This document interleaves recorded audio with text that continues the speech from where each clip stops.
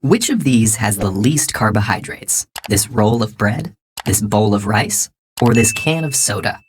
It's a trick question. Although they may differ in fats, vitamins, and other nutritional content, when it comes to carbs, they're pretty much the same. So what exactly does that mean for your diet? First of all, carbohydrate is the nutritional category for sugars and molecules that your body breaks down to make sugars. Carbohydrates can be simple or complex, depending on their structure.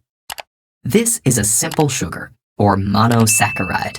Glucose, fructose, and galactose are all simple sugars.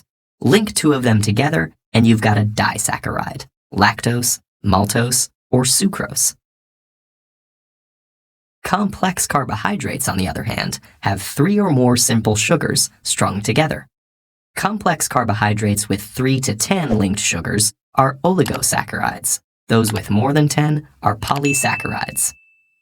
During digestion, your body breaks down those complex carbohydrates into their monosaccharide building blocks, which your cells can use for energy.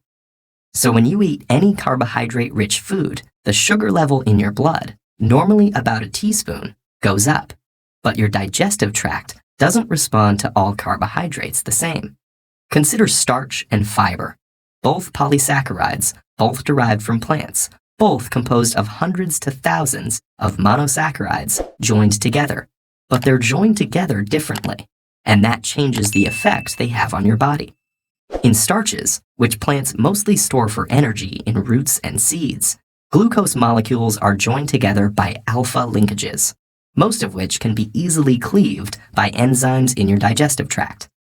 But in fiber, the bonds between monosaccharide molecules are beta bonds, which your body can't break down. Fiber can also trap some starches, preventing them from being cleaved, resulting in something called resistant starch. So foods high in starch, like crackers and white bread, are digested easily, quickly releasing a whole bunch of glucose into your blood, exactly what would happen if you drank something high in glucose, like soda. These foods have a high glycemic index, the amount that a particular food raises the sugar level in your blood.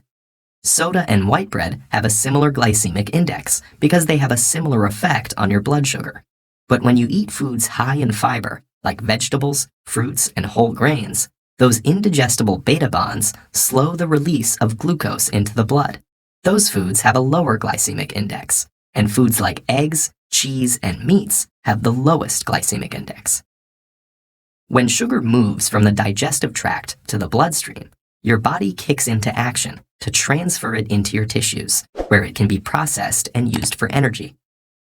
Insulin, a hormone synthesized in the pancreas, is one of the body's main tools for sugar management.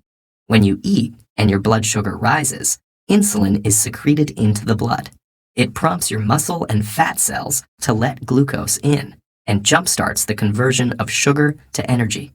The degree to which a unit of insulin lowers the blood sugar helps us understand something called insulin sensitivity. The more a given unit of insulin lowers blood sugar, the more sensitive you are to insulin. If insulin sensitivity goes down, that's known as insulin resistance. The pancreas still sends out insulin, but cells, especially muscle cells, are less and less responsive to it. So blood sugar fails to decrease, and blood insulin continues to rise. Chronically consuming a lot of carbohydrates may lead to insulin resistance, and many scientists believe that insulin resistance leads to a serious condition called metabolic syndrome.